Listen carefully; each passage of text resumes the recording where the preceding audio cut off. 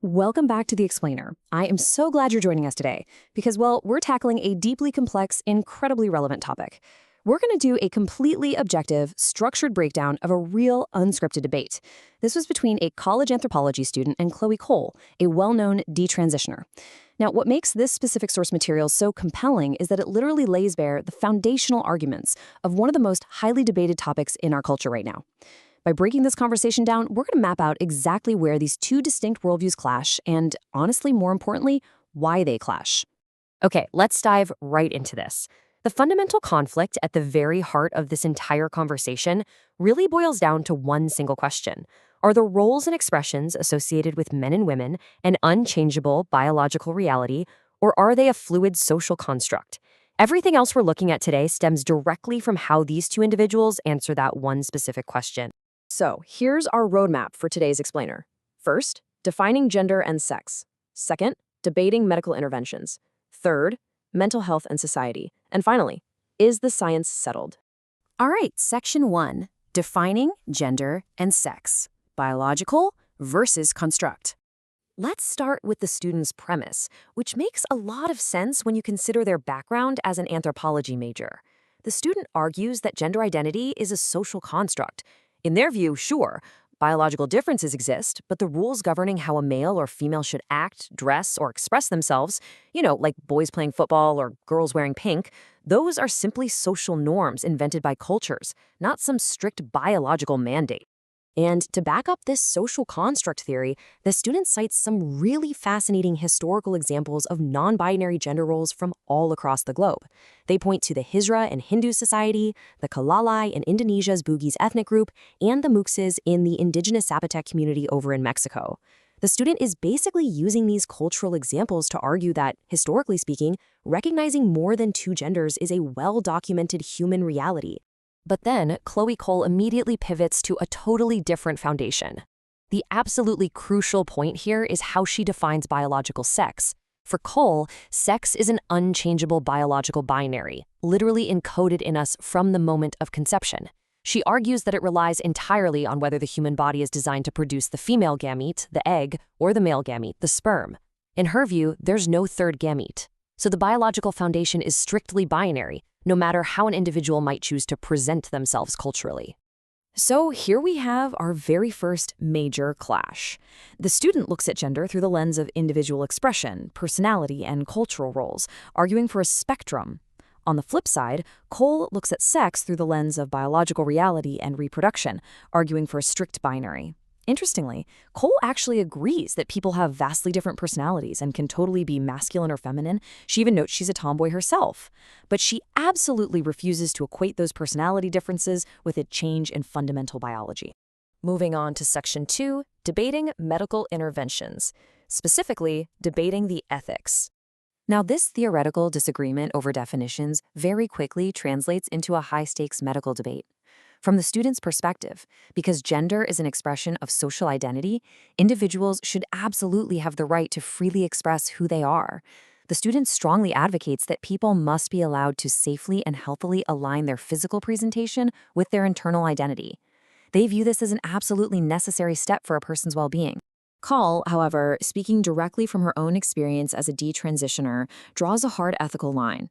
She states, "I should take a scalpel to somebody's healthy body and remove perfectly healthy functional body parts from them just because they feel a certain way. I think that's crossing the line." She's arguing that, yes, while people should absolutely express themselves freely, a doctor shouldn't use medical procedures to treat personality differences or identity struggles. For her, that is a fundamental violation of medical ethics. Which brings us to section 3, mental health and society, the root causes of suffering. Both speakers clearly recognize the immense suffering within the transgender community, but they completely disagree on the root cause. The student brings up a vital data point. The transgender community makes up roughly 0.7% of the U.S. population. That's about 1.5 million people. And the student points out that this really small minority faces disproportionately high levels of violence, bullying, and hateful rhetoric from both the media and society. They argue that the depression and anxiety we see in trans individuals is a direct result of this intense social pressure and harassment. Now, what's really interesting here is how this fundamentally splits the debate between external and internal factors. The student is pointing to external factors, basically saying that society rejects these individuals, and that is what's causing their distress. But Cole points to internal factors. She argues that gender dysphoria is actually often a product of pre-existing psychological struggles, past traumas, or even difficulties socializing, rather than being the primary cause of those struggles. To support her view on these pre-existing conditions, Cole cites studies suggesting that upwards of 30 to 40% of patients identifying as transgender are also somewhere on the autism spectrum or they have another learning disability. She actually shares her own personal experience as someone on the spectrum, noting that the extreme confusion and discomfort of puberty can heavily mimic or easily be mistaken for gender dysphoria. But the student immediately issues a really sharp pushback here, utilizing a foundational role of data analysis. Correlation does not equal causation. The student rightfully points out that just because two things exist at the exact same time, like being on the autism spectrum and experiencing gender dysphoria, it doesn't necessarily mean one causes the other. They completely refuse to accept Cole's premise that underlying neurodivergence is the real driver of transgender identity. All right, Section 4. Is the science settled? Conflicting authorities. Ultimately, both of these individuals rely on completely different institutional authorities to back up their worldview. When we impartially look at the sources they're citing, we see a truly fascinating split. The student leans heavily on the World Health Organization, suggesting that major global health authorities have established guidelines that validate gender identity and transition. Cole, however, counters this by referencing recent mass reviews conducted by European countries, findings from the U.S. Department of Health and Human Services, and her own work with Do No Harm, which is a medical group raising ethical concerns about these exact treatments. Cole asserts that the science is far, far from settled.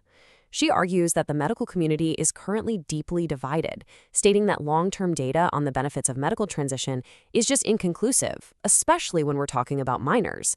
According to the authorities she's citing, the known physical risks of long-term medical transition far outweigh the theorized psychological benefits. Yet, despite this super intense disagreement on biology, medicine, and the data, there's actually a rare and crucial moment of unity in this source material. Both the student and Chloe Cole explicitly agree on one core sentiment: compassion. They both firmly agree that individuals experiencing gender dysphoria should never, ever be sidelined, treated as less than human, or made to feel bad about themselves. It's really a powerful reminder that, behind all the data points and the definitions, both speakers are ultimately just trying to advocate for the well-being of vulnerable people. Which leaves us with this final provocative question.